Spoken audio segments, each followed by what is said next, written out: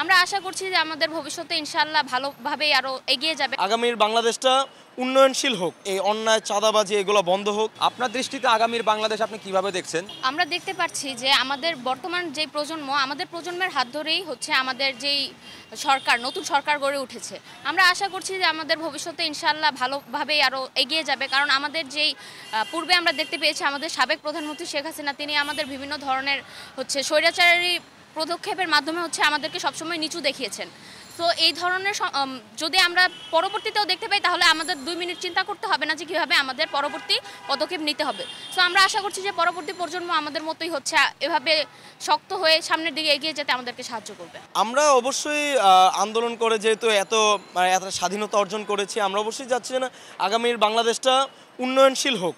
আমরা চাই যেন যে আগামীর বাংলাদেশটা আরও সুন্দরভাবে চলুক, এই অন্যায় চাঁদাবাজি এগুলো বন্ধ হোক। মানুষের যেই টাকা ইনকাম করে যদি চাঁদাবাজি করেই টাকা চলে যায়, তাহলে ইনকাম করে মানুষ আর পাচ্ছে না। সো আমরা চাই যেন এই সব বন্ধ হয়ে যাক।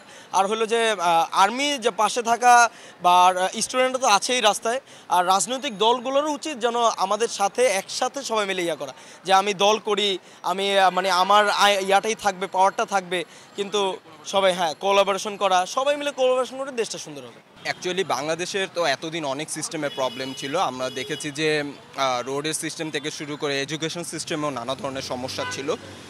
তো আমি একজন বাইকার, তো বাইকার হিসেবে আমি যদি রোডের সিস্টেমের প্রবলেমগুলো বলতে চাই, তাহলে সেই ক্ষেত্রে দেখা যাবে যে অনেক বাইকারই রোডে প্রপারভাবে গাড়ি চালায় না, তারা সাইড পেলেই সাইড দিয়ে চলে যায়। অনেক ক্ষেত্রে দেখি আমরা ফুটপাতেও উঠে যায়। তো এই জিনিসগুলো যে ফুটপাতে উঠলে আমাদের বাইকে বা কোনো যানবাহন যদি ফুটপাতে উঠে দেয়, বিশেষ করে বাইকই হয়, আমরা সাধারণভাবে দেখি। তো এগুলোর জন্য একটা ফাইন ব্যবস্থা যদি থাকতো। এর পাশাপাশি অনেক সময় আমাদের হ্যাসেলেরও শিকার হইতে হয়, যে আমরা যদি আমাদের লাইসেন্স থাকে, সব ডকুমেন্টস থাকে, হেলমেটও থাকে, তারপরও দেখা যায় অনেক সময় অনাকাঙ্ক্ষিত অনেক ঘটনার শিকার হইতে হয় রাস্তায়।